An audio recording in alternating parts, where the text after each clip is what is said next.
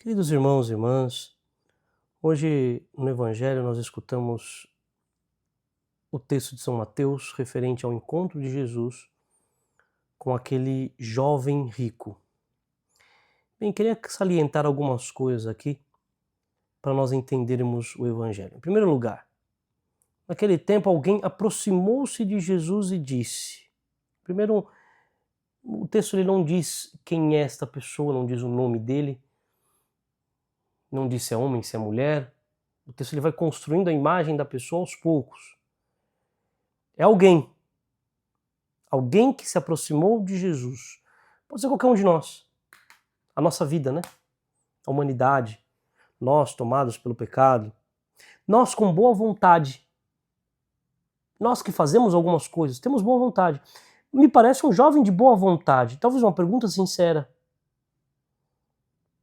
O que eu devo fazer de bom? Vejam, o que devo fazer de bom para possuir a vida eterna? Realmente não é sobre um homem mau.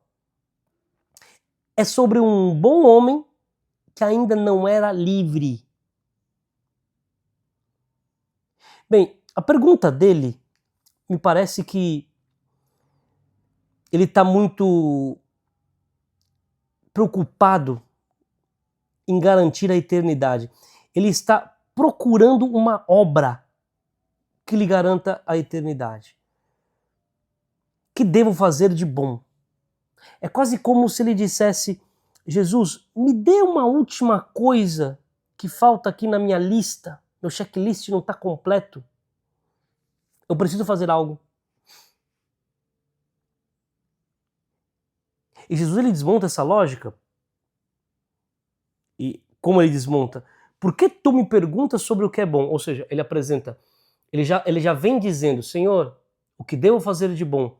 Porque ele já faz muitas coisas boas. A intenção dele é esta.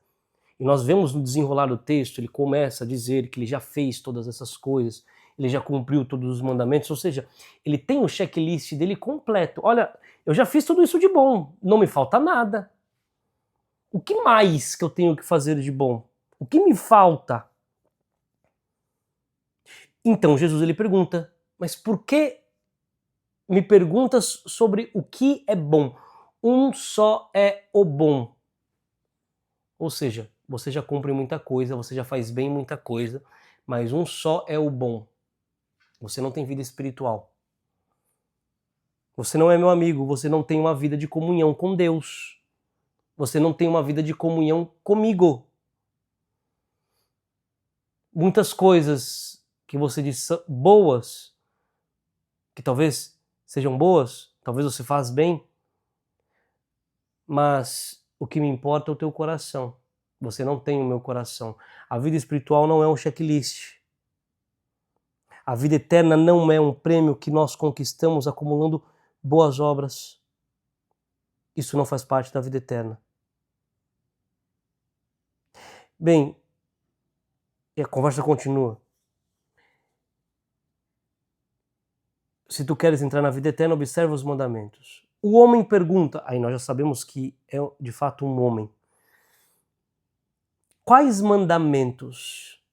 E Jesus responde todos os mandamentos, até que o texto ele rebaixa a pessoa de homem para jovem. O jovem diz a Jesus: tenho observado todas essas coisas, o que ainda me falta. Veja, ele ainda não entendeu. E aqui nós temos a imaturidade da fé, e acredito que talvez por isso o texto também trata este homem como jovem, porque ele parece uma pessoa adulta, porém ele é imaturo, ele é uma criança, ele é um jovem na fé. Ele é um jovem aquele que está apegado às coisas, aquele que não quer abandonar os teus bens, aquele que não quer abandonar a sua vida. E por isso ele ainda não consegue dar um passo de maturidade e entregar o seu coração ao nosso Senhor. Ele não consegue dar um passo de maturidade e dar a sua vida Ele conhece os mandamentos, ele procura fazer o bem, ele tem sede da vida eterna, mas a sua fé ainda não amadureceu para o discipulado. Ele sabe o que fazer, mas ele ainda não aprendeu a quem pertencer. E por isso ele é ainda imaturo na fé. Por isso ele não consegue dar este passo. E aí nós descobrimos o porquê que ele não consegue dar este passo, porque ele é rico. Ele tem muitas coisas, ele possuía muitos bens. Aqui está a imaturidade espiritual dele. Ele quer a vida eterna, mas ele não quer perder o controle da sua vida. Ele quer Jesus, mas não quer deixar de seguir. Aliás, ele não consegue deixar Jesus ser o Senhor de tudo. Ele acrescenta Jesus aquilo que ele já possui.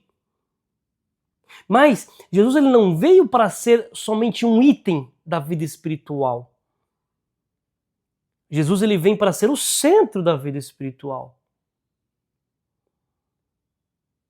Ele não tem vida espiritual. A prova de que ele não tem vida espiritual é porque ele vai embora triste. E é uma cena devastadora, né? Porque ele encontra com Jesus.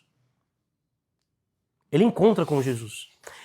Isto é a cena daquelas pessoas que rezam, se encontram com Jesus, que dizem que rezam, né? Vão à Eucaristia, comungam, fazem adoração, mas não mudaram de vida.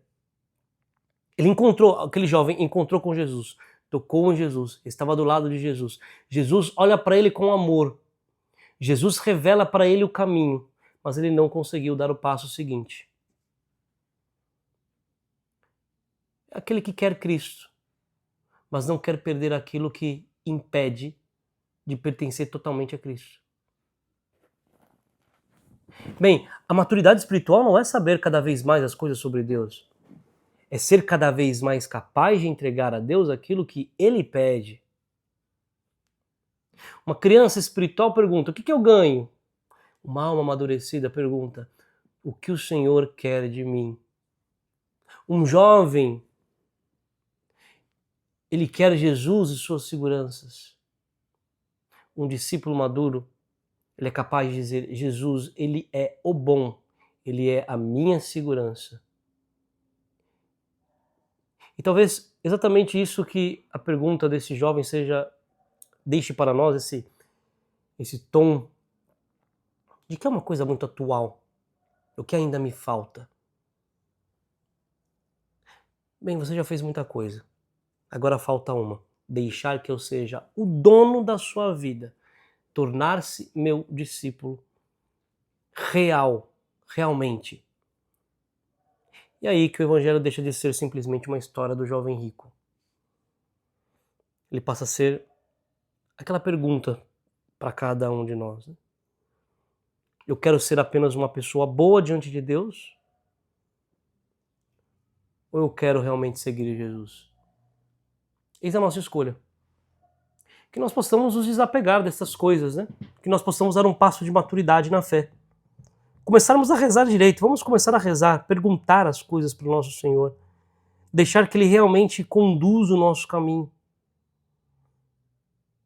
Se nós rezamos, se nós nos encontramos com Ele, deixar que Ele seja o centro. Deixar que Ele passe e modifique o que precisa ser mudado.